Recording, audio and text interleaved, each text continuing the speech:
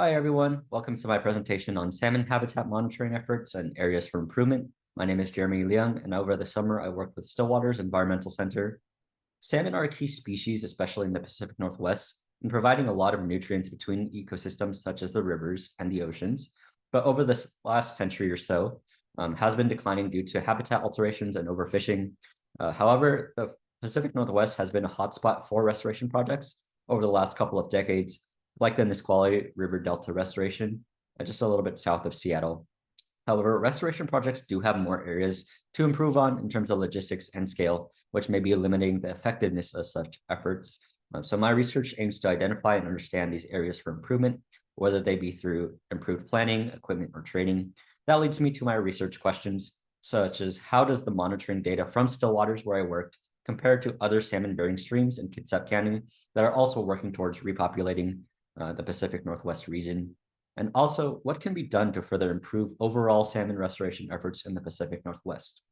So for my internship, I conducted a lot of vegetation surveys and stream monitoring with electronic equipment at still waters, as well as conducting my own literature searches on improving the field of restoration, as well as ideal living conditions for salmon.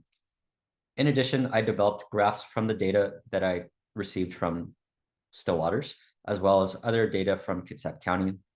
So if you take a look at our results section, this map shows you the Carpenter Creek, where still waters is located, as well as the overall Puget Sound area. So over here we have UW, as well as still waters up in this area marked by the star. These other points are marked by our comparison creeks.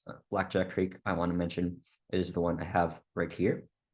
And this picture is also from me taking some monitoring data at the site as well. So my literature search findings found that most projects tackle only localized issues, mainly due to limited resources and coordination, as well as some projects don't have the most efficient ways to gather data, which makes it hard to standardize results. So the overall field is hard to compare and contrast.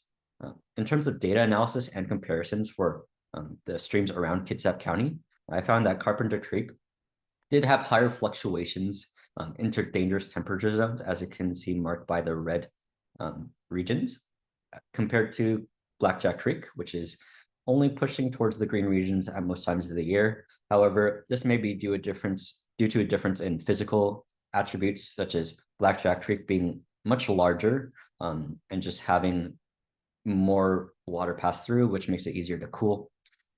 In general, the field of conservation is very complex and requires more work to improve upon these efficiencies, and creating more standardized techniques for organizations and agencies will help to effectively monitor and evaluate results. One more thing I want to touch on is the importance of streamside vegetation, which helps to create cool pockets for salmon. Part of what I did was looking at vegetation data, so how much cover there was alongside the stream. So that's very important. In addition, with climate change on the rise, we can expect to see more drastic peaks into dangerous temperature ranges. So it is important to further the field of monitoring and restoration. And last but not least, I want to do my acknowledgements to my site supervisor and faculty advisor, as well as all the friends and family that helped me along this project. Thank you guys for listening.